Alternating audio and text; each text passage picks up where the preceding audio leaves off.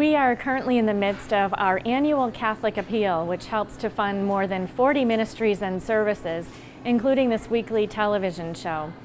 What makes the appeal so unique is that it helps people of all ages at various stages in life. At the Hampden County Correctional Center in Ludlow, the appeal-funded Residents Encounter Christ program has impacted the lives of thousands of inmates over its long history that began at the old York Street Jail in Springfield.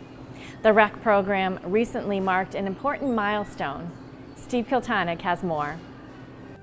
The Hampden County Correctional Center, with its barbed wire and imposing fences, is a place designed to keep people in. But it's in this unlikely setting where many incarcerated men have escaped, not physically, but spiritually, as a result of the Residents Encounter Christ, or REC program. On February 18th, REC celebrated 35 years of faithful service to the men and women of the Hampden County Sheriff's Department with its 100th weekend retreat. Attending the event was the recently retired and former Hampden County Sheriff Michael Ash, who instituted the program, Nick Kochi, the current sheriff, and volunteers of the REC Jail Ministry, including Deacon Bill Toller, one of the program founders. The REC program began in 1982 at the old York Street Jail with volunteers Ray LaFlamme and Al DiPietro. Ash wanted a program that would move inmates away from the warehouse concept. That was the motivating factor, was the spiritual enrichment of the inmates, if you will, not just thinking educationally, vocationally, and thinking of jobs after they get out, but also in terms of looking at their own inner self and trying to connect, if you will, with God. And of course, the theme of the REC group is that Christ lies in each of us. Ash said incarceration often results from a long history of drug dependency, where inmates exhibit poor judgment and irresponsibility.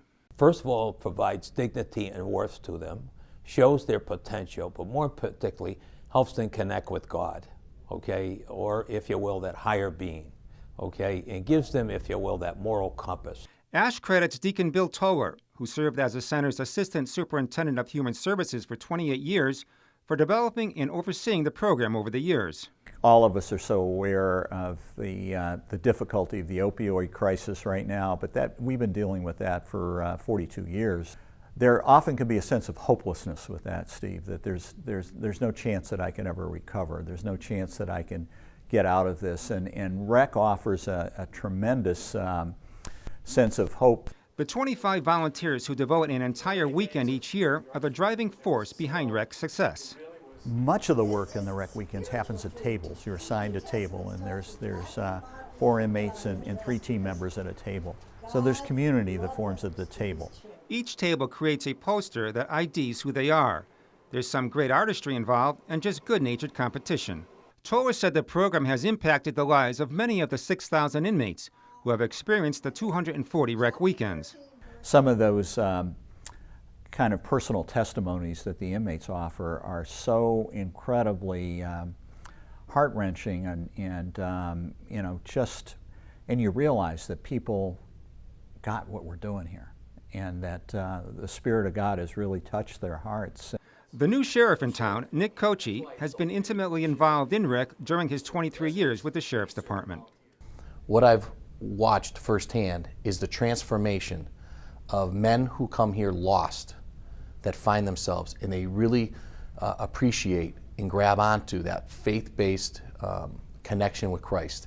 The REC program has also branched out to the Western Massachusetts Regional Women's Correction Center and the Western Massachusetts Recovery and Wellness Center.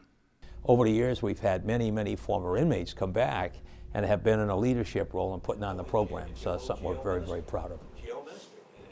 In 2006, Roland Fields was mistakenly arrested and convicted for trafficking cocaine.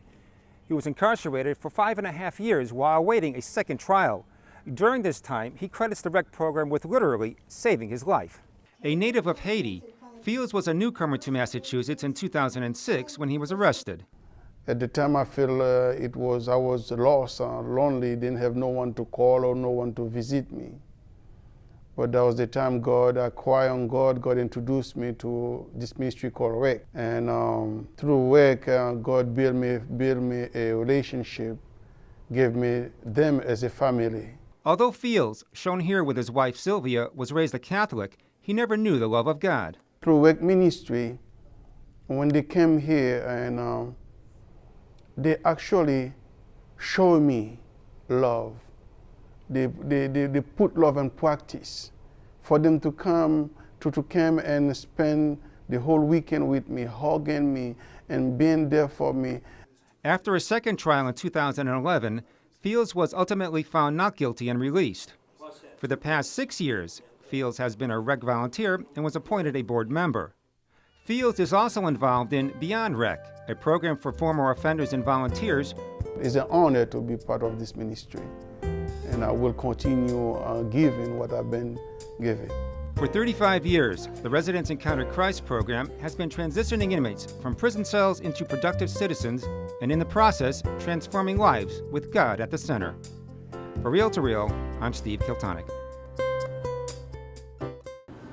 And over the years, the annual Catholic Appeal of the Diocese of Springfield has played an integral role in the REC program. Monies generated by the ACA go toward the purchase of Bibles for all inmates who participate in the program, enabling them to continue their Bible studies after their REC weekends have ended. So as of this week, the total raised for the 2017 annual Catholic Appeal stands at more than $1.5 million from more than 10,000 donors. Thanks to all who have given so generously.